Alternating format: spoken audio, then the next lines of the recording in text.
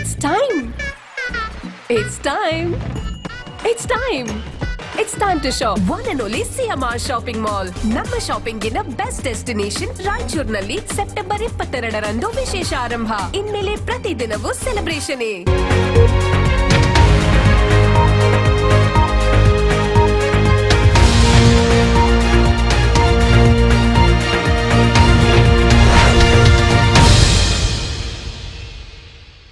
ನಮಸ್ಕಾರ ವೀಕ್ಷಕರೇ, ಕನ್ನಡ ಮಾತೃಭೂಮಿ ವಾರ್ತೆಗಳಿಗೆ ಸ್ವಾಗತ. ನಾನು ಸಂತೋಷಿ ಸರ್ಜೋಕರ್. ಮೊದಲಿಗೆ ಹೆಡ್ಲೈನ್ಸ್.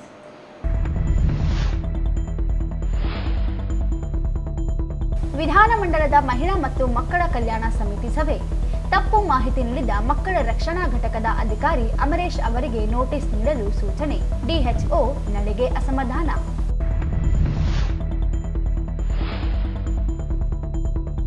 ಕಲ್ಯಾಣ ಕರ್ನಾಟಕ ಅಭಿವೃದ್ಧಿಗೆ ಎಸ್ಡಿಪಿಐನಿಂದ ನಿಷ್ಠೆಯ ನಡೆಗೆ ಜಾಗೃತಿ ಜಾಥಾ. 11 ಪ್ರಮುಖ ಬೇಡಿಕೆಗಳಿಗೆ ಸರ್ಕಾರಕ್ಕೆ ಮನವಿ. ತಾಹಿರ್ ಹುಸೇನ್.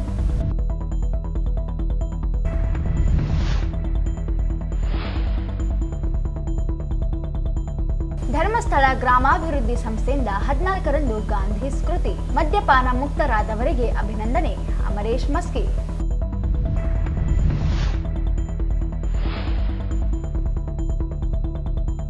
ಗಿಲ್ಲೆಸೂಗೂರು ಗ್ರಾಮ ಪಂಚಾಯಿತಿ ಅಧ್ಯಕ್ಷೆಯಿಂದ ಅನಧಿಕೃತ ಬಾಡಿಗೆ ವಸೂಲಿ. ತನಿಖೆಗೆ ಅಂಬಾಜಿರಾವ್ ಮೈದನಕರ್ ಆಗ್ರಹ.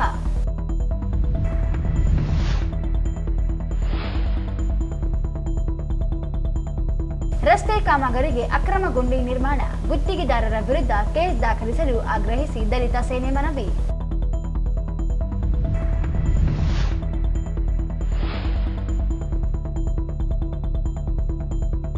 ಸಂತೆಕಲ್ಲೂರು ಬಳಿ ಕಾರು ಬೈಕ್ ಡಿಕ್ಕಿ, ಓರ್ವ ಸಾವು.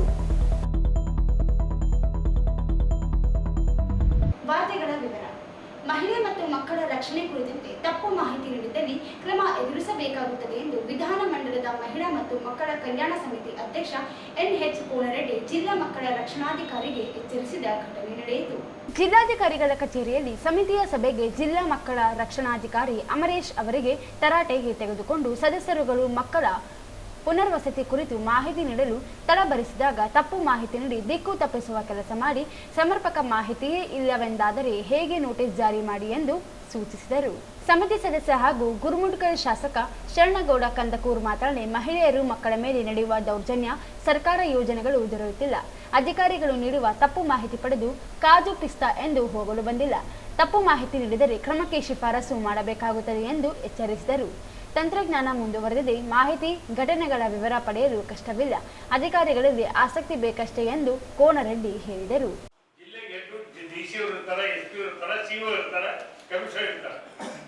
ಅವರೆಲ್ಲ ಎಸ್ ಆಫೀಸರ್ ಇರ್ತಾರೆ, ಅವ್ರು ನಿಮ್ಮ ಮೇಲೆ ಡಿಪೆಂಡ್ ಆಗಿರ್ತಾರೆ. ನೀವೆಲ್ಲ ಕರೆಕ್ಟ್ ಆಗಿ ಕೊಡ್ತೀರಿ ಅಂತ ನಿಮ್ಗೆ ಯಾರು ಜವಾಬ್ದಾರಿ ಇಲ್ಲ ಅಂತ ಆಗುತ್ತಾಗ. ಈಗ ಒಂದು ಐಟಿ ಬಂತು, ಅವರು ಜಿಲ್ಲೆ ಮಟ್ಟದ್ದು ರಾಜ್ಯ ಮಟ್ಟದ್ದು ಇಲ್ಲಿ ಜಿಲ್ಲೆದಾಗ ಉತ್ತರ ಕೊಡಕ ನಾನಾ ಉತ್ತರ ಹೇಳಿದ್ದಾರೆ. ಅದು ಬಿಟ್ಕೊಂಡು ನೀವು ಏನ್ ಬೇಕಾದ್ರೆ ಉತ್ತರ ಕೊಡ್ತೀರಂದ್ರೆ ನಿಮ್ ಸೆಕ್ರೆಟರಿಗೆ 1 ನಿಮಿಷ ಫೋನ್ ಮಾತಾಡಿ ವಿತಿನ್ 5 ಸೆಕೆಂಡ್ ನಿಮ್ಮನ್ನು ಸಸ್ಪೆಂಡ್ ಮಾಡಬಹುದು.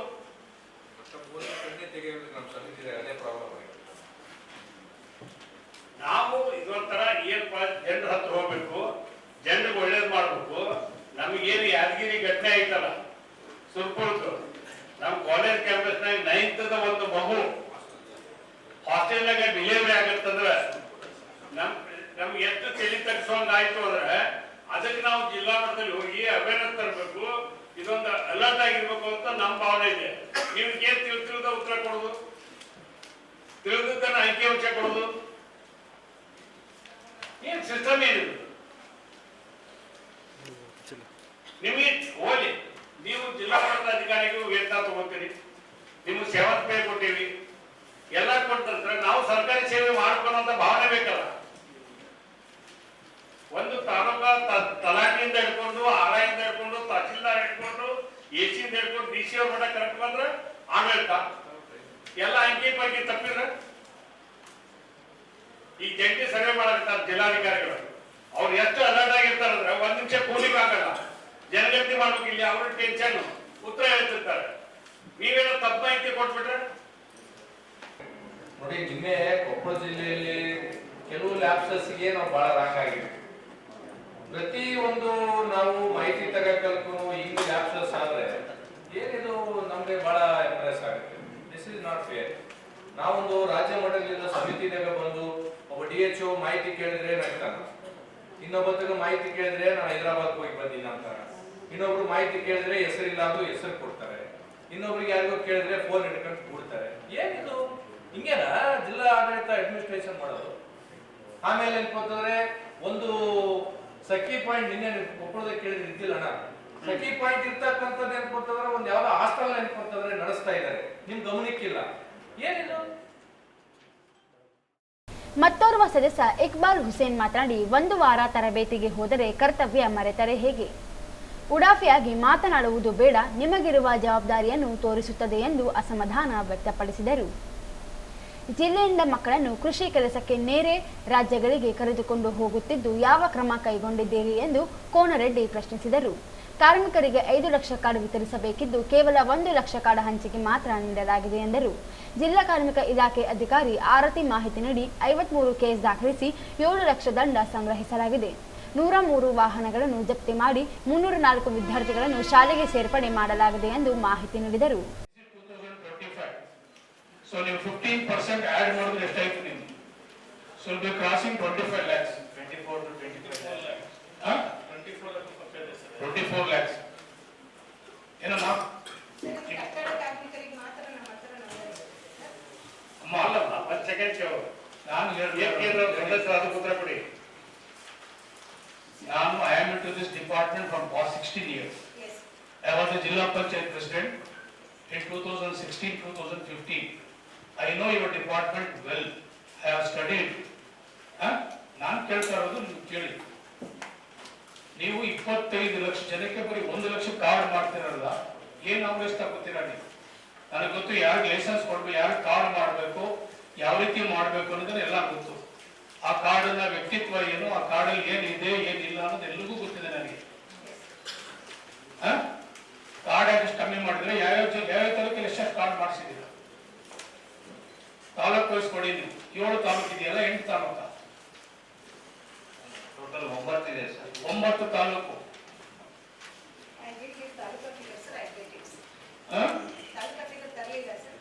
You are a district officer. Yes. You should have all the knowledge of your this one, entire district. Minimum ಇಲ್ಲ ಅಂದ್ರೆ ನಿಮ್ಮ ಹತ್ರ ಒಂದು 5 ಲಕ್ಷ ಕಾರ್ಡ್ ಆದ್ರೂ ಇರ್ಬೇಕು. ಇವತ್ತು ಈ ಭಾಗದಲ್ಲೆಲ್ಲ ಜನ ಎಲ್ಲ ಮಾಡೋರೆಲ್ಲ ಕೂಲಿ ಕೆಲಸ ಮಾಡೋರು, ಕಾಂಕ್ರೀಟ್ ಕೆಲಸ ಇರ್ಬೋದು, ಬಿಲ್ಡಿಂಗ್ ಕೆಲಸ ಇರ್ಬೋದು, ಮತ್ತೊಂದು ಕೆಲಸ ಇರ್ಬೋದು, ಎಲ್ಲರೂ ಮಾಡ್ತಾರೆ. ಮಹಿಳಾ ಮತ್ತು ಮಕ್ಕಳ ಕಲ್ಯಾಣ ಇಲಾಖೆಯಿಂದ ಜಾರಿಗೊಳಿಸಲಾಗುತ್ತಿರುವ ಯೋಜನೆಗಳು ಸಮರ್ಪಕವಾಗಿ ತಲುಪಿರುವ ಕುರಿತು ಪರಿಶೀಲನೆ ನಡೆಸಬೇಕು ಎಂದು ಇಕ್ಬಾಲ್ ಹುಸೇನ್ ಅಧಿಕಾರಿಗಳಿಗೆ ಸೂಚನೆ ನೀಡಿದರು. ನಗರದಲ್ಲಿ 233 ಅಂಗನವಾಡಿ ಕೇಂದ್ರಗಳಿದ್ದು 108 ಅಂಗನವಾಡಿ ಕೇಂದ್ರಗಳು ಬಾಡಿಗೆ ಕಟ್ಟಡದಲ್ಲಿ ನಡೆಯುತ್ತಿವೆ. ಸ್ವಂತ ಕಟ್ಟಡಗಳಿಲ್ಲ. ವಿಶೇಷ ಒತ್ತು ಕೊಟ್ಟು ಅಂಗನವಾಡಿ ಕೇಂದ್ರಗಳ ನಿರ್ಮಾಣಕ್ಕೆ ಮುಂದಾಗಬೇಕೆಂದು ಸೂಚಿಸಿದರು. ಶಾಸಕ ಡಾಕ್ಟರ್ ಶಿವರಾಜ್ ಪಾಟೀಲ್ ಮಾತನಾಡಿ, ಅಂಗನವಾಡಿ ಕೇಂದ್ರಗಳಲ್ಲಿ ಮಕ್ಕಳಿಗೆ ನೀಡುವ ಆಹಾರ ಮಕ್ಕಳಿಗೆ ಸೇರುತ್ತಿಲ್ಲ. ಸಿರಿಧಾನ್ಯದಿಂದ ಆಹಾರ ಪೂರೈಕೆ ಸಮರ್ಪಕವಾಗಿ ನಡೆಯುತ್ತಿಲ್ಲ. ಪೋಷಣಾ ಅಭಿಯಾನದಡಿ ಆಹಾರ ಪೂರೈಕೆ ಕಡಿಮೆಯಾಗಲು ಕಾರಣವೆಂದು ಹೇಳಿದರು. ಬಾಣಂತಿಯರ ಸಾವಿನ ಪ್ರಕರಣಕ್ಕೆ ಸಂಬಂಧಿಸಿದಂತೆ ಬಾಣಂತಿಯರಿಗೆ ನೀಡುವ ಆಹಾರ ಪರೀಕ್ಷೆ ನಡೆಸಿ ಸಮಿತಿಗೆ ವರದಿ ನೀಡಬೇಕೆಂದು ಶರಣಗೌಡ ಕಂದಕೂರ್ ಸೂಚಿಸಿದರು. ಮಗು ದೊಡ್ಡದು ಎಷ್ಟು ದೊಡ್ಡದಾಗ್ತದೋ ಅಡಾಪ್ಷನ್ ಅಷ್ಟು ಕಷ್ಟ. ಮಗು ಚಿಕ್ಕದಿದ್ದಾಗೆ ಅಡಾಪ್ಷನ್, ತಾಯಿಗೆ ಮಗುವಿಗೆ ಸಂಬಂಧಗಳು ಒಳ್ಳೆ ರೀತಿಯಲ್ಲಿ ಇರ್ತಾವ, ಕುಟುಂಬಕ್ಕೂ ಮಗುಗೆ ಒಳ್ಳೆ ಸಂಬಂಧಗಳು ಇರ್ತಾವ. ನೀವು ಕ್ಲೋಸ್ ಮಾಡೋ ಧೈರ್ಯ ತಗೋಬೇಕು. Police department has to take that guts to close the case.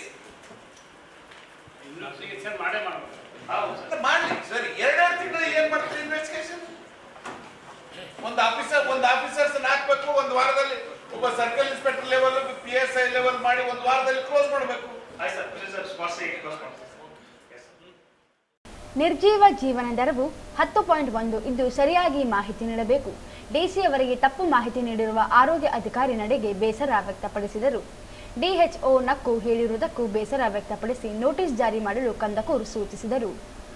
Konareddy ತರಾಟೆಗೆ ತೆಗೆದುಕೊಂಡು ಜವಾಬ್ದಾರಿ ಇಲ್ಲದೆ ನಿಮಗೆ ಎಂದು ಬೇಸರ ವ್ಯಕ್ತಪಡಿಸಿ ಅಂಕಿ ಅಂಶ ನೀಡಲು ನಿಮಗೆ ಆಗುವುದಿಲ್ಲವಾ, ಅಮಾನತು ಶಿಫಾರಸು ಮಾಡಬೇಕಾ ಎಂದು ಖಾರವಾಗಿ ಪ್ರಶ್ನಿಸಿದರು. ಸಭೆಯಲ್ಲಿ ಸದಸ್ಯರುಗಳಾದ ಶಾಂತಾರಾಮ್ ಬುಡ್ನಿಸಿದ್ದಿ, ಕರಿಯಮ್ಮ ನಾಯಕ್, ಸಚಿವಾಲಯ ಜಂಟಿ ಕಾರ್ಯದರ್ಶಿ ಎಂ ಮಂಜುಳಾ, ಐಜಿಪಿ ಸತೀಶ್ ಕುಮಾರ್, ಬಳ್ಳಾರಿ ವಲಯ ಎಡಿಪಿಜಿ ವರ್ತಿಕಾ ಕಟ್ಟಿಯಾರ್, ಡಿಸಿ ನಿತೀಶ್ ಕುಮಾರ್, ಜಿಲ್ಲಾ ಪಂಚಾಯಿತಿ ಸಿಇಒ ಈಶ್ವರ್ ಕುಮಾರ್ ಕಾಂದು, ಎಸ್ಪಿ ಪುಟ್ಟಮಾದಯ್ಯ, ವಿವಿಧ ಇಲಾಖೆ ಅಧಿಕಾರಿಗಳಿದ್ದರು. ಕಲ್ಯಾಣ ಕರ್ನಾಟಕ ಪ್ರದೇಶದ ಅಭಿವೃದ್ಧಿ ಸಾವಿರಾರು ಕೋಟಿ ರೂಪಾಯಿ ಅನುದಾನ ಬಿಡುಗಡೆಯಾಗುತ್ತಿದ್ದರೂ ಈ ಭಾಗದ ಅಭಿವೃದ್ಧಿ ಬದಲಾವಣೆಯಾಗದೇ ಇರುವುದರಿಂದ ನ್ಯಾಯಬದ್ಧ ಅಭಿವೃದ್ಧಿಗೆ ಆಗ್ರಹಿಸಿ welfare party of India October 6ರಿಂದ 13ರವರೆಗೆ ನಿಷ್ಠೆಯ ನಡಿಗೆ ಜಾಥಾ ಪ್ರಾರಂಭಿಸಿದೆ ಎಂದು ಪಕ್ಷದ ರಾಜ್ಯಾಧ್ಯಕ್ಷ ತಾಹಿರ್ ಹುಸೇನ್ ಹೇಳಿದರು. ಅವರಿಂದು ಮಾಧ್ಯಮಗೋಷ್ಠಿ ಉದ್ದೇಶಿಸಿ ಮಾತನಾಡಿ, ಪ್ರಾದೇಶಿಕ ಅಸಮಾನತೆ ಹೋಗಲಾಡಿಸಲು ಸರ್ಕಾರಗಳು ಬದ್ಧವೆಂದು ಎಲ್ಲ ರಾಜಕೀಯ ಪಕ್ಷಗಳು ಹೇಳುತ್ತಲೇ ಬಂದಿವೆ. ಕಲ್ಯಾಣ ಕರ್ನಾಟಕ ಅಭಿವೃದ್ಧಿ ಮಂಡಳಿಗೆ ಸಾವಿರಾರು ಕೋಟಿ ರೂಪಾಯಿ ಅನುದಾನ ನೀಡುವುದಾಗಿ ಘೋಷಿಸುತ್ತಿವೆ. ಆದರೆ ಪರಿಸ್ಥಿತಿ ಮಾತ್ರ ಬದಲಾಗುತ್ತಿಲ್ಲ. ಬಾಣಂತಿಯರ ಸಾವು, ಅಪೌಷ್ಟಿಕತೆ, ಮಕ್ಕಳ ಮಾರಾಟ, ಬಾಲ್ಯ ವಿವಾಹ, ನಿರುದ್ಯೋಗದಂತಹ ಸಮಸ್ಯೆಗಳು ಪರಿಹಾರ ಕಂಡಿಲ್ಲ. 371 ಜೆ ಕಾಯ್ದೆ ಅನುಷ್ಠಾನಗೊಳಿಸಿ ಶಿಕ್ಷಣ ಮತ್ತು ಉದ್ಯೋಗದಲ್ಲಿ ಮೀಸಲು ನಿಗದಿಗೊಳಿಸಲಾಗಿದೆ. ಆದರೆ ನೇಮಕಾತಿಗಳೇ ನಡೆಯುತ್ತಿಲ್ಲ. ಪ್ರತಿ ವರ್ಷ 10,000 ಇಂಜಿನಿಯರ್ ವಿದ್ಯಾರ್ಥಿಗಳು ಶಿಕ್ಷಣ ಮುಗಿಸುತ್ತಿದ್ದಾರೆ. ಆದರೆ ಉದ್ಯೋಗಕ್ಕಾಗಿ ಬೇರೆಡೆ ಕೆಲಸ ಹೋಗುವ ಸ್ಥಿತಿ ಇದೆ. ವೈದ್ಯಕೀಯ ಮತ್ತು ಇಂಜಿನಿಯರಿಂಗ್ ಪ್ರವೇಶ ಪಡೆದು ವಿದ್ಯಾರ್ಥಿಗಳಿಗೆ ಉದ್ಯೋಗ ದೊರೆಯದೆ ವೈದ್ಯರು, ಇಂಜಿನಿಯರ್ಗಳ ಕೊರತೆ ಎದುರಿಸುವಂತಾಗಿದೆ. 22,000 ಶಿಕ್ಷಕ ಹುದ್ದೆಗಳು ಖಾಲಿ ಇದ್ದರೂ ಭರ್ತಿಯಾಗಿಲ್ಲ. 80,000 ಸರ್ಕಾರಿ ಹುದ್ದೆಗಳು ಖಾಲಿ ಇವೆ. ಪ್ರಾಥಮಿಕ ಆರೋಗ್ಯ ಕೇಂದ್ರಗಳು, ಸಮುದಾಯ ಆರೋಗ್ಯ ಕೇಂದ್ರಗಳು ಜನಸಂಖ್ಯೆಗೆ ಅನುಗುಣವಾಗಿ ಸ್ಥಾಪನೆಯಾಗಿಲ್ಲ. 11 ಪ್ರಮುಖ ಬೇಡಿಕೆಗಳನ್ನಿಟ್ಟು ಎಸ್ಡಿಪಿಐ ಜಾಥಾ ಬೀದರ್ನಿಂದ ಪ್ರಾರಂಭಿಸಲಾಗಿದೆ. ಬೇಡಿಕೆಗಳ ಪಟ್ಟಿಯನ್ನು ಜಾಥಾ ಸಮಾರೋಪದ ನಂತರ ಸಲ್ಲಿಸಲಾಗುತ್ತದೆ. ಈ ಭಾಗದ ಶಾಸಕರು, ಅಧಿಕಾರಿಗಳು ನಿರ್ಲಕ್ಷ್ಯವೇ ಕಾರಣವಾಗಿದೆ. ಸರ್ಕಾರ ಬದ್ಧತೆಯನ್ನು ತೋರುವ ಕೆಲಸ ಮಾಡಬೇಕಿದೆ. ಎಲ್ಲ ಜಿಲ್ಲೆಗಳಲ್ಲಿ ಜಾಗೃತಿ ಕಾರ್ಯಕ್ರಮ ನಡೆಸಲಾಗುತ್ತದೆ. ಪಕ್ಷಾತೀತವಾಗಿ ಎಲ್ಲ ರಾಜಕೀಯ ಪಕ್ಷಗಳು, ಸಂಘಟನೆಗಳು ಬೆಂಬಲಿಸುವಂತೆ ಮನವಿ ಮಾಡಿದರು. ಪ್ರದೇಶ ಅಭಿವೃದ್ಧಿ ನಿಗಮವು ಕೂಡ ಆಯಿತು. ಸರ್ಕಾರಗಳು ಸಾಮಾನ್ಯ ಬಜೆಟ್ ಅನ್ನು ಹೊರತುಪಡಿಸಿ ಪ್ರತಿ ವರ್ಷ ಈ ಭಾಗಕ್ಕೆ ವಿಶೇಷವಾದ ಅನುದಾನ ಬಜೆಟ್ ಕೂಡ ಕೊಡ್ತಾ ಇದ್ದಾರೆ. ಒಟ್ಟಾರೆ ಸರ್ಕಾರದ ಅಂಕಿಅಂಶದ ಪ್ರಕಾರ ಇಲ್ಲಿಯ ತನಕ ಒಂದು 10 ವರ್ಷದಲ್ಲಿ 25,000 ಕೋಟಿ ಹಣ ಸರ್ಕಾರ ಬಿಡುಗಡೆ ಮಾಡಿದೆ. ಇದು ಸರ್ಕಾರ ಹೇಳ್ತಾ ಇರುವಂತಹ ಅಂಕಿಅಂಶ. ಅದರ ಜೊತೆಗೆ ಇಷ್ಟೆಲ್ಲ ಹಣ ಬಿಡುಗಡೆ ಆದರೂ ಕೂಡ ನಾವು ಇವತ್ತು ಈ ಕಲ್ಯಾಣ ಕರ್ನಾಟಕ ಭಾಗದ 7 ಜಿಲ್ಲೆಗಳ ಪರಿಸ್ಥಿತಿ ನೋಡಿದಾಗ ಕೆಲವೊಂದು ಅಂಕಿಅಂಶಗಳನ್ನು ಇಟ್ಟು ಅದರ ಪರಿಸ್ಥಿತಿ ನಾವು ವಿವರಿಸಲಿಕ್ಕೆ ಇಚ್ಛೆ ಪಡ್ತಾ ಇದ್ದೀವಿ. ಮಾನ್ಯ ಮುಖ್ಯಮಂತ್ರಿಗಳು ಮೊನ್ನೆ ಕೊಪ್ಪಳಕ್ಕೆ ಬಂದಿದ್ರು. ಅಲ್ಲಿ ಅವರು ಘೋಷಣೆ ಮಾಡಿದ್ರು, ನಾವು 3 ವರ್ಷದಲ್ಲಿ 13,000 ಕೋಟಿ ರೂಪಾಯಿ ಕಲ್ಯಾಣ ಕರ್ನಾಟಕ ಅಭಿವೃದ್ಧಿಗೆ ನಾವು ಖರ್ಚು ಮಾಡಿದ್ದೇವೆ. ಅದೇ ರೀತಿ ತಲಾ ಆದಾಯ ಶೋಷಣೆಯಲ್ಲಿ ಕರ್ನಾಟಕ ನಂಬರ್ 1 ಇದೆ ಅಂತ ನಾನು ಮಾನ್ಯ ಮುಖ್ಯಮಂತ್ರಿಗಳ ಗಮನಕ್ಕೆ ತರಲಿಕ್ಕೆ ಬಯಸ್ತಾ ಇದ್ದೀನಿ. ಕಲ್ಯಾಣ ಕರ್ನಾಟಕ ಭಾಗದಲ್ಲಿ ಏನು ತಲಾ ಆದಾಯದ ಬಗ್ಗೆ ತಾವು ಹೇಳಿದ್ರಿ, ಕರ್ನಾಟಕ ನಂಬರ್ 1 ಇದೆ ಅಂತೆ. ಬೆಂಗಳೂರಲ್ಲಿ ತಲಾ ಆದಾಯ 5.01 ಇದ್ರೆ ಕಲ್ಯಾಣ ಕರ್ನಾಟಕ ಭಾಗದಲ್ಲಿ 1.73 ಇದೆ. ಇಷ್ಟು ದೊಡ್ಡ ವ್ಯತ್ಯಾಸ ಇಲ್ಲಿನ ತಲಾ ಆದಾಯ. ಅದೇ ರೀತಿ ಮೈಸೂರು ಭಾಗದಲ್ಲಿ 10 ಹಿಂದುಳಿದ ಜಿಲ್ಲೆಗಳಿದ್ರೆ ಇಲ್ಲಿ ಕಲ್ಯಾಣ ಕರ್ನಾಟಕ ಭಾಗದಲ್ಲಿ 29 ಹಿಂದುಳಿದ ಜಿಲ್ಲೆಗಳಿದ್ದಾರೆ, ತಾಲೂಕುಗಳು.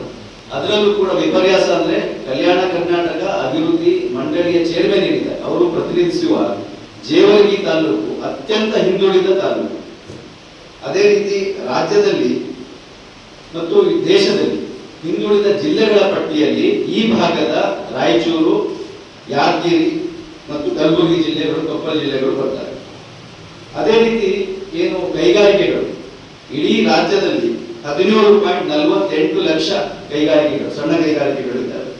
ಆದರೆ ಕಲ್ಯಾಣ ಕರ್ನಾಟಕ ಭಾಗದಲ್ಲಿ ಕೇವಲ 1.96 ಲಕ್ಷ ಮಾತ್ರ, ಅಂದ್ರೆ ಕೇವಲ 11% ಈ ಭಾಗದಲ್ಲಿ ಕೈಗಾರಿಕೆಗಳಿದ್ದಾವೆ.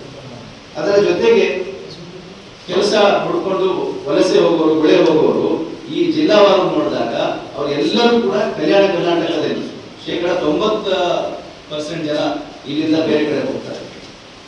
ಅದೇ ರೀತಿ ಒಂದು ಅಂಕಿಅಂಶ ಪ್ರಕಾರ ಸುಮಾರು 10,000 ವಿದ್ಯಾರ್ಥಿಗಳು ಪ್ರತಿ ವರ್ಷ.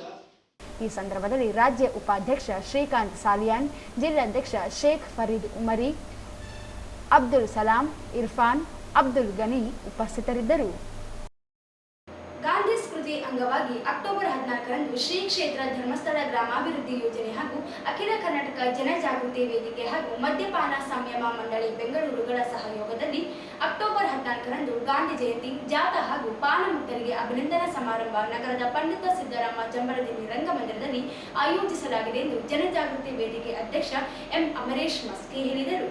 ಅವರಿಂದು ಮಾಧ್ಯಮಗೋಷ್ಠಿ ಉದ್ದೇಶಿಸಿ ಮಾತನಾಡಿ, ನಗರದ ಬಸವೇಶ್ವರ ವೃತ್ತದಿಂದ ಜಾಥಾ ಪ್ರಾರಂಭವಾಗಲಿದ್ದು 1,000 ಮಹಿಳೆಯರು ಭಾಗಿಯಾಗಲಿದ್ದಾರೆ. ರಂಗಮಂದಿರದಲ್ಲಿ ವೇದಿಕೆ ಕಾರ್ಯಕ್ರಮ ನಡೆಯಲಿದೆ ಎಂದರು. ಈ ಕ್ಷೇತ್ರ ಧರ್ಮಸ್ಥಳ ಗ್ರಾಮಾಭಿವೃದ್ಧಿ ಯೋಜನೆಯ ಜಿಲ್ಲಾ ನಿರ್ದೇಶಕ ಮೋಹನ್ ನಾಯಕ್ ಮಾತನಾಡಿ, ಧರ್ಮಸ್ಥಳ ಗ್ರಾಮಾಭಿವೃದ್ಧಿ ಯೋಜನೆ ಡಾಕ್ಟರ್ ಡಿ ವೀರೇಂದ್ರ ಹೆಗ್ಗಡೆಯವರು ಮಾರ್ಗದರ್ಶನದಲ್ಲಿ ನಡೆಯುತ್ತಿದ್ದು, ದುಶ್ಚಟಗಳಿಂದ ಜನರನ್ನು ಮುಕ್ತಗೊಳಿಸಲು 1900 ಶಿಬಿರಗಳನ್ನು ನಡೆಸಿ 1,19,000 ಜನರನ್ನು ವ್ಯಾಸನ ಮುಕ್ತರನ್ನಾಗಿಸಲಾಗಿದೆ. 10 ಶಾಲೆಗಳಲ್ಲಿ ಜಾಗೃತಿ ಮೂಡಿಸಲಾಗಿದೆ. 9,500 ಸ್ವಯಂ ಸೇವಕರು ಕಳೆದ 3 ವರ್ಷಗಳಲ್ಲಿ ವಿಪತ್ತು ನಿರ್ವಹಣಾ ಕಾರ್ಯದಲ್ಲಿ ತೊಡಗಿಸಿಕೊಂಡಿದ್ದಾರೆ ಎಂದರು. ಹಾಗೂ ಅಖಿಲ ಕರ್ನಾಟಕ ಜನಜಾಗೃತಿ ವೇದಿಕೆ ಮೈಸೂರು ಜಿಲ್ಲೆ ಹಾಗೂ ಮದ್ಯಪಾನ ಸಂಯಮ ಮಂಡಳಿ ಬೆಂಗಳೂರು ಇವುಗಳ ಸಂಯುಕ್ತಾಶ್ರಯದಲ್ಲಿ ದಿನಾಂಕ 14/10/2022 ಮಂಗಳವಾರ ಬೆಳಿಗ್ಗೆ 10 ಗಂಟೆಗೆ ಬಸವೇಶ್ವರ ಪುತ್ಥಳಿಗೆ ಮಾಲಾರ್ಪಣೆ ಮಾಡುವ ಮೂಲಕ ಮಹಿಳೆಯರ ಜಾಥಾ ಮಾನ್ಯ ಶ್ರೀ SP ಸಾಹೇಬರು ಮೈಸೂರು ಉದ್ಘಾಟನೆ ಮಾಡಲಿದ್ದಾರೆ. ಈ ಜಾಥಾದಲ್ಲಿ ಸುಮಾರು 1,000 ಮಹಿಳೆಯರು ಭಾಗವಹಿಸುವವರಿದ್ದಾರೆ. ಜಾಥಾವು ಬಸವೇಶ್ವರ ಸರ್ಕಲ್ನಿಂದ ಪ್ರಾರಂಭವಾಗಿ ಅಂಬೇಡ್ಕರ್ ಸರ್ಕಲ್ ಮುಖಾಂತರ ರಂಗಮಂದಿರ ಬಂದು ವೇದಿಕೆ ಕಾರ್ಯಕ್ರಮ ಪ್ರಾರಂಭವಾಗುತ್ತದೆ. ವೇದಿಕೆ ಕಾರ್ಯಕ್ರಮದ ಬಗ್ಗೆ ಜಿಲ್ಲಾ ನಿರ್ದೇಶಕ ಮೋಹನ್ ನಾಯಕ್ ಅವರು ಹೆಚ್ಚಿನ ಮಾಹಿತಿ ಕೊಡಲಿದ್ದಾರೆ. ಗಾಂಧಿ ಜಯಂತಿ ಅಂಗವಾಗಿ ಪಾನ ಮುಕ್ತರಿಗೆ ಅಭಿನಂದನೆ ಸಲ್ಲಿಸಲಾಗುತ್ತದೆ ಎಂದರು. ಕಾರ್ಯಕ್ರಮದ ಸಾನ್ನಿಧ್ಯವನ್ನು ಸೋಮವಾರಪೇಟೆ ಹಿರೇಮಠದ ಶ್ರೀ ಅಭಿನವ ರಾಚೋಟಿ ಶಿವಾಚಾರ್ಯರು ಸಾನ್ನಿಧ್ಯ ವಹಿಸಲಿದ್ದಾರೆ. ನಗರ ಶಾಸಕ ಡಾಕ್ಟರ್ ಶಿವರಾಜ್ ಪಾಟೀಲ್, ಜಿಲ್ಲಾಧಿಕಾರಿ ನಿತೀಶ್ ಕೆ, SP ಪುಟ್ಟಮಾದಯ್ಯ, ಪ್ರಾದೇಶಿಕ ನಿರ್ದೇಶಕ ಚಂದ್ರಶೇಖರ್, ಮಹಾನಗರ ಪಾಲಿಕೆ ಅಧ್ಯಕ್ಷ ನರಸಿಂಹಲು ಮಾಡಗಿರಿ ಸೇರಿದಂತೆ ಅನೇಕರು ಭಾಗವಹಿಸಲಿದ್ದಾರೆ ಎಂದರು. ಸ್ವಸಹಾಯ ಸಂಘಗಳ ಮೂಲಕ ಮಹಿಳೆಯರ ಸಬಲೀಕರಣ, ಬಡ ಜನರಿಗೆ ಸ್ವಸಹಾಯ ಸಂಘಗಳ ಮೂಲಕ ಪ್ರೇರಣೆ ಮಾರ್ಗದರ್ಶನ ಕೊಟ್ಟು ಆರ್ಥಿಕ ಸಹಾಯ ಮೂಲಕ ಕಾರ್ಯವನ್ನು ಮಾಡ್ತಾ ಇದ್ದಾರೆ. ಜೊತೆಗೆ ಹಲವಾರು ಸಮಾಜಮುಖಿ ಕಾರ್ಯಕ್ರಮಗಳ ಮೂಲಕ ಗ್ರಾಮೀಣ ಪ್ರದೇಶದ ಶಾಶ್ವತ ಅಭಿವೃದ್ಧಿಗೆ ಹಲವಾರು ಕಾರ್ಯಕ್ರಮಗಳನ್ನು ಕೊಡ್ತಾ ಇದ್ದಾರೆ. ಸುಮಾರು 40 ಕಾರ್ಯಕ್ರಮಗಳು ಕೃಷಿಯ ಮೂಲಕ ತಾಲೂಕು, ಜಿಲ್ಲೆ ಮತ್ತು ರಾಜ್ಯದಲ್ಲಿ ಅನುಷ್ಠಾನ ಆಗ್ತಿದೆ. ಇವತ್ತು ವಿಶೇಷವಾಗಿ ಡಾಕ್ಟರ್ ವೀರೇಂದ್ರ ಹೆಗ್ಗಡೆಯವರ ಮಾರ್ಗದರ್ಶನದಲ್ಲಿ ಅಖಿಲ ಕರ್ನಾಟಕ ಜನಜಾಗೃತಿ ವೇದಿಕೆ, ಮದ್ಯಪಾನ ಸಂಯಮ ಮಂಡಳಿ ಮತ್ತು ಜಿಲ್ಲಾ ಜನಜಾಗೃತಿ ವೇದಿಕೆಯ ವತಿಯಿಂದ ನಾವು ಅಕ್ಟೋಬರ್ 2 ಗಾಂಧಿ ಜಯಂತಿ ಪ್ರಯುಕ್ತ ಗಾಂಧಿ ಸ್ಮೃತಿ ಕಾರ್ಯಕ್ರಮವನ್ನು ಅಕ್ಟೋಬರ್ 15ರವರೆಗೆ ನಾವು ಆಯಾ ಜಿಲ್ಲಾ ಮಟ್ಟದಲ್ಲಿ ನೆರವೇರಿಸಬೇಕು ಅಂತೇಳಿ ಒಂದು ಆದೇಶ ಆಗಿದೆ. ಈ ನಿಟ್ಟಿನಲ್ಲಿ ಬರುವ 14ನೇ ತಾರೀಕು ನಾವು ಜಿಲ್ಲಾ ಮಟ್ಟದ ಕಾರ್ಯಕ್ರಮವನ್ನು ನಮ್ಮ ಈ ಪಟ್ಟಣದ ಜಂಬರದಿನ್ನಿ ರಂಗಮಂದಿರದಲ್ಲಿ ನಾವು ಜಾಥಾ ಮತ್ತು ಸಮಾವೇಶ ಕಾರ್ಯಕ್ರಮ ಹಮ್ಮಿಕೊಂಡಿದ್ದೆವು. ಪೂಜ್ಯರು ಸಂದರ್ಭವಾಗಿ ಮಧ್ಯವರ್ತಿನ ಶಿಬಿರಗಳ ಮೂಲಕ ಲಕ್ಷಾಂತರ ಕುಟುಂಬಗಳ ಒಂದು ಜೀವನವನ್ನು ಪರಿವರ್ತನೆ ಮಾಡುವಂತಹ ರೂವಾರಿಗಳು ಸುಮಾರು 1980 ಶಿಬಿರಗಳ ಮೂಲಕ 1,19,000 ಮಂದಿ ಇವತ್ತು ಮದ್ಯಪಾನವನ್ನು ತ್ಯಜಿಸಿ ಉತ್ತಮವಾದಂತಹ ಜೀವನವನ್ನು ಕಟ್ಟಿಕೊಳ್ಳಲಿಕ್ಕೆ ಇವತ್ತು ಪೂಜ್ಯರ ಮಧ್ಯವರ್ತಿ ಶಿಬಿರದಂತಹ ಕಾರ್ಯಕ್ರಮಗಳು ಇವತ್ತು ಮಾರ್ಗದರ್ಶಿಯಾಗಿದೆ. ಇವತ್ತು ಸಂಘ ಸ್ವಸಹಾಯ ಸಂಘಗಳ ಮೂಲಕ ಸೇರಿಕೊಂಡವರು ಸಾಲ ಉಳಿತಾಯ ಮಾಡ್ತಾ ಇದ್ದಾರೆ. ಈ ಸಂದರ್ಭದಲ್ಲಿ ಅಯ್ಯನಗೌಡ, ವೆಂಕಟೇಶ್ ಕಾಸರವಳ್ಳಿ, ಎಂ ತಿಮ್ಮಾರೆಡ್ಡಿ, ಪ್ರಕಾಶ್ ನಂದಿ, ಆಂಜನೇಯ, ಯು ಈರಣ್ಣ, ಬಾಯ್ದೊಡ್ಡಿ, ಯೋಜನಾಧಿಕಾರಿ ಶಿವಾಜಿ ಇದ್ದರು.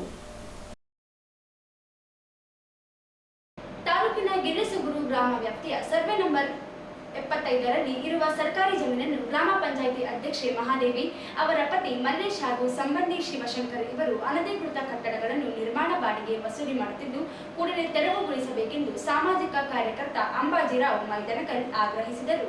ಅವರಿಂದು ಮಾಧ್ಯಮಗೋಷ್ಠಿ ಉದ್ದೇಶಿಸಿ ಮಾತನಾಡಿ, ಕಳೆದ 1 ವರ್ಷ ಹಿಂದೆಯೇ ದೂರು ನೀಡಿದರೂ ತಹಶೀಲ್ದಾರರು, ಗ್ರಾಮ ಪಂಚಾಯಿತಿ ಅಧಿಕಾರಿಗಳು ಕ್ರಮ ಕೈಗೊಂಡಿಲ್ಲ. ಸರ್ಕಾರಿ ಜಾಗದಲ್ಲಿ 6 ಮನೆಗಳನ್ನು ನಿರ್ಮಿಸಲಾಗಿದೆ. ಬಾಡಿಗೆ ಹಣ ಪಂಚಾಯಿತಿಗೆ ಜಮಾ ಮಾಡದೆ ದುರ್ಬಳಕೆ ಮಾಡಿಕೊಂಡಿದ್ದಾರೆ. ಕೂಡಲೇ ಅನಧಿಕೃತ ಹಣ ವಸೂಲಿ ತಡೆದು ಕ್ರಿಮಿನಲ್ ಕೇಸ್ ದಾಖಲಿಸಿ ಹಣ ವಸೂಲಿ ಮಾಡಬೇಕು. ಪಂಚಾಯಿತಿ ಪಿಡಿಒ ಸೇರಿದಂತೆ ಸಂಬಂಧಿತ ಅಧಿಕಾರಿಗಳನ್ನು ಅಮಾನತುಗೊಳಿಸಬೇಕು. ಸರ್ಕಾರಿ ಭೂಮಿಯನ್ನು ವಿವಿಧ ಇಲಾಖೆ ಕಟ್ಟಡಗಳಿಗೆ ಮಂಜೂರಾತಿ ಮಾಡಿದ್ದು ನಿರ್ಮಾಣ ಕಾಮಗಾರಿ ಪ್ರಾರಂಭಿಸಬೇಕು. ಇಲ್ಲದೆ ಹೋದಲ್ಲಿ ಡಿಸಿ ಕಚೇರಿ ಮುಂದೆ ಹೋರಾಟ ನಡೆಸುವುದಾಗಿ ಹೇಳಿದರು. ಇಬ್ಬರು ಕಲಿತು ಸರ್ವೆ ನಂಬರ್ 75ರಲ್ಲಿ 30 ಎಕರೆ ಜಮೀನು ಸರ್. 30 ಎಕರೆ ಜಮೀನಲ್ಲಿ ಅವರು ಖಾಲಿ ಸರ್ಕಾರ ಏನು ಮಾಡ್ಯಾರ, ಪಾಣಿಯಲ್ಲಿ ಬಾಬಾ ಸಾಹೇಬ್ ಅಂಬೇಡ್ಕರ್ ಅವರಿಗೂ ಮತ್ತು ಪ್ರಜ್ವಲ್ ರಾಮ್ ಸರ್ಗೂ ಹಾಗೂ ವಾಲ್ಮೀಕಿ ಅವರಿಗೂ ಮತ್ತು ಕೆಲವೊಂದು ಸರ್ಕಾರಿ ಕಚೇರಿಗಳಿಗೆ ದಾನ ನೀಡಿದ್ದಾರೆ. 10 ಗುಂಟೆ ನೋಡಿದೆ. ಬಾಬಾ ಸಾಹೇಬ್ ಅಂಬೇಡ್ಕರ್ ಅವರಿಗೆ 3 ಎಕರೆ ಜಮೀನು ನೀಡಲಾಗಿದೆ. ಸೊ ಅದು ಆದಮೇಲೆ ಪಶುಸಂಗೋಪನಾ ಇಲಾಖೆ ಈ ರೀತಿ 10 ಗುಂಟೆ ಕೊಟ್ಟಿದ್ದಾರೆ. ಇವ್ರು ಏನು ಮಾಡಿದ್ದಾರೆ, ನಮ್ಮ ಗ್ರಾಮ ಪಂಚಾಯತ್ ಅಧ್ಯಕ್ಷ ಅವರು ಗಂಡಾಮಕ್ಕೆ ಸಂಬಂಧಿತ ಅವ್ರ ಸ್ವಂತ ಒಂದು 7-8 ಮನೆಗಳು, ಒಂದು 7-8 ಕಾಂಪ್ಲೆಕ್ಸ್ಗಳು ಮಾಡಿಕೊಂಡು ರೆಂಟಿಗೆ ಕೊಟ್ಟು ರೆಂಟ್ ಸಿಗ್ತಿದ್ದಾರೆ. ಕನಿಷ್ಠ ಅಂದರೆ ಒಂದೊಂದಕ್ಕೆ ಒಂದು 10,000 8,000 ಈ ರೀತಿ ಮಾಡಿಕೊಂಡು ಎಲ್ಲ ಅದು ವಸತಿ ರಹಿತವರು ಇದ್ದರೆ ನಾವು ಖುಷಿ ಪಡ್ತೀವಿ ಸರ್. ಇನ್ನೊಂದೇನು, ನಿನ್ನೆ ನಾನು ಅಲ್ಲಿ ಹೋದಾಗ ಗ್ರಾಮ ಪಂಚಾಯತ್ ಬಿಲ್ ಕಲೆಕ್ಟರ್ ಅವರು ಡಿಸ್ಕಸ್ ಮಾಡಿದ್ದೀನಿ, ಕಂಪ್ಯೂಟರ್ ಆಪರೇಟರ್ಗೂ ಮಾಡಿದ್ದೀನಿ, ಅವ್ರನ್ನೂ ಒಪ್ಕೊಂಡಿದ್ದಾರೆ. ಹೌದು ಸರ್ ಆಗ್ತಾ ಇದೆ, ಅಧ್ಯಕ್ಷ ಇದ್ದಾರೆ ಅವರು, ಏನು ಹೇಳಕ್ಕೆ ಬರಲ್ಲ, ನಾವು ಏನಂದರೆ ನಮಗೆ ವಾಪಸ್ ಎಂದ ಬೇಗ ಮಾತಾಡ್ತಾರೆ, ನಾವು ಏನು ಮಾಡೋಕ್ಕೆ ಬರಲ್ಲ. ಸೊ ವಿಡಿಯೋ ಮಾಡೋ ಟೈಮಲ್ಲಿ ಕೂಡ ಅವರು ಸರ್ ಅವರು ಫೋನ್ ರಿಸೀವ್ ಮಾಡಿಲ್ಲ ಅವರು. ಈ ಥರ 3 ಪಾಣಿ ಇದೆ ಸರ್. 3 ಪಾಣಿಯಲ್ಲಿ ಕೂಡ ಸರ್ಕಾರಿ ಭೂಮಿ ಅಂತಲೇ ಇದೆ. 30 ಎಕರೆ ಜಮೀನು ಸರ್ವೆ ನಂಬರ್ 75-75. ಈ ರೀತಿ ಮಾಡಿ ಯಾರು ಅಲ್ಲಿ ಮೆಂಬರ್ಗಳಿಗೂ ಭೇಟಿಯಾಗಿಲ್ಲ ಸರ್. ನಿಮಗೆ ಅವ್ರೂ ಅದೇ ಹೇಳ್ತಾ ಇದ್ದಾರೆ, ಏನು ಮಾಡೋಕ್ಕೆ ಬರಲ್ಲಪ್ಪ, ನಾವು ಜಾಸ್ತಿ ಹೇಳಿದ್ರೆ ನಮ್ಮ ಮೇಲೆ ಬರ್ತಾರೆ ಅವರು. ನಾವು ಕಂಪ್ಲೇಂಟ್ ಮಾಡಿದ್ವಿ, ನಾವು ಊರಲ್ಲಿ ಕಂಪ್ಲೇಂಟ್ ಕೊಟ್ಟಿದ್ದೀವಿ, ಆರಿಗೆ ತಹಸೀಲ್ದಾರಿಗೆ ಎಲ್ಲರಿಗೂ ಕೊಟ್ಟಿದ್ದೀವಿ, ಯಾರು ಆ್ಯಕ್ಷನ್ ತಗೋತಾ ಇಲ್ಲ ಅಂತ. ಸೊ ಈಗ ಮತ್ತೆ ಇನ್ನೊಂದ್ಸಲ ಕಂಪ್ಲೇಂಟ್ ಕೊಡ್ತೀವಿ ಸರ್. ಪ್ರಸ್ತುತ ಆದಮೇಲೆ ನಿಮಗೆ ಹಾಕ್ತೀವಿ ಸರ್. ಈ ಸಂದರ್ಭದಲ್ಲಿ ಜಯ ಕರ್ನಾಟಕ ಜನಪರ ವೇದಿಕೆ ಅಧ್ಯಕ್ಷ ಜಂಬಂಡ ಜರದಾರ್, ಮಸೂದ್ ಅಲಿ, ಚಂದ್ರಬಾಬು ಇದ್ದರು. ತಾಲೂಕಿನ ಹೊಸಪೇಟೆ ಗ್ರಾಮದಿಂದ ಚಿಕ್ಕಸೂಗೂರು ಗ್ರಾಮದವರೆಗೆ ನಡೆದಿರುವ ಕಲ್ಯಾಣ ಪಥ ರಸ್ತೆ ಕಾಮಗಾರಿಗೆ ಇದೇ ಮಾರ್ಗದಲ್ಲಿರುವ ರಸ್ತೆಯಲ್ಲಿ ಅಕ್ರಮವಾಗಿ ಮೊರಂ ಗುಂಡಿ ತೋಡಿದ್ದರಿಂದ ಜನಸಂಚಾರಕ್ಕೆ ತೊಂದರೆ ಉಂಟಾಗಿದೆ. ಅಕ್ರಮ ಗುಂಡಿ ತೋಡಿದ ಸಂಬಂಧಪಟ್ಟ ಗುತ್ತಿಗೆದಾರರ ಮೇಲೆ ಕ್ರಿಮಿನಲ್ ಮೊಕದ್ದಮೆ ಹೂಡಿ ಕ್ರಮ ಕೈಗೊಳ್ಳಬೇಕು ಎಂದು ದಲಿತ ಸೇನೆ ಜಿಲ್ಲಾ ಸಮಿತಿ ವತಿಯಿಂದ ಗಣಿ ಮತ್ತು ಭೂ ವಿಜ್ಞಾನ ಇಲಾಖೆ ಅಧಿಕಾರಿಗೆ ಮನವಿ ಸಲ್ಲಿಸಲಾಯಿತು.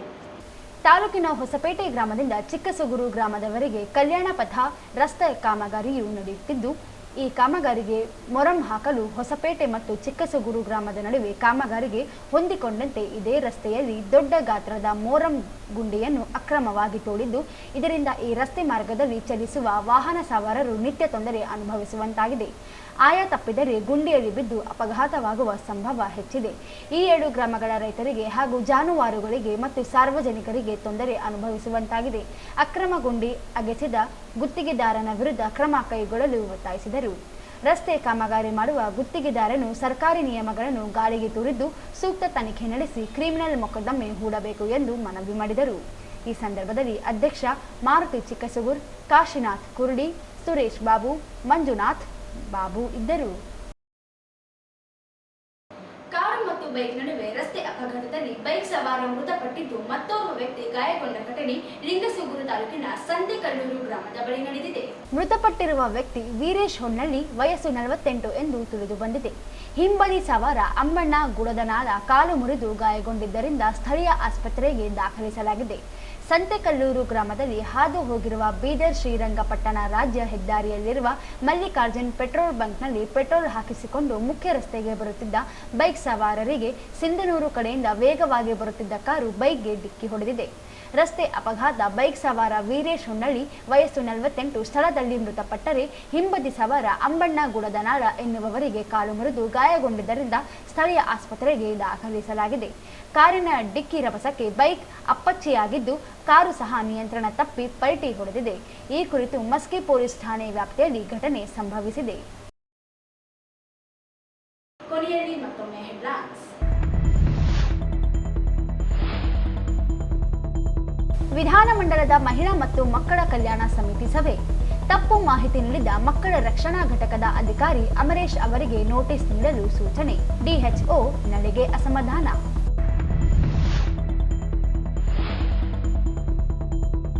ಕಲ್ಯಾಣ ಕರ್ನಾಟಕ ಅಭಿವೃದ್ಧಿಗೆ ಎಸ್ಡಿಪಿಐನಿಂದ ನಿಷ್ಠೆಯ ನಡೆಗೆ ಜಾಗೃತಿ ಜಾಥಾ. 11 ಪ್ರಮುಖ ಬೇಡಿಕೆಗಳಿಗೆ ಸರ್ಕಾರಕ್ಕೆ ಮನವಿ. ತಾಹಿರ್ ಹುಸೇನ್.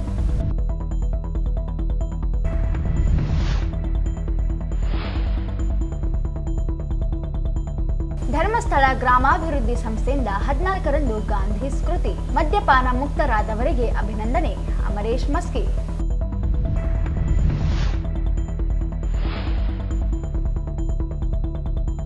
ಗಿಲ್ಲೆಸೂಗೂರು ಗ್ರಾಮ ಪಂಚಾಯಿತಿ ಅಧ್ಯಕ್ಷೆಯಿಂದ ಅನಧಿಕೃತ ಬಾಡಿಗೆ ವಸೂಲಿ.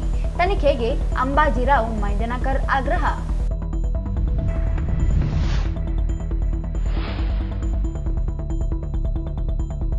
ರಸ್ತೆ ಕಾಮಗಾರಿಗೆ ಅಕ್ರಮ ಗುಂಡಿ ನಿರ್ಮಾಣ. ಗುತ್ತಿಗೆದಾರರ ವಿರುದ್ಧ ಕೇಸ್ ದಾಖಲಿಸಲು ಆಗ್ರಹಿಸಿ ದಲಿತ ಸೇನೆ ಮನವಿ.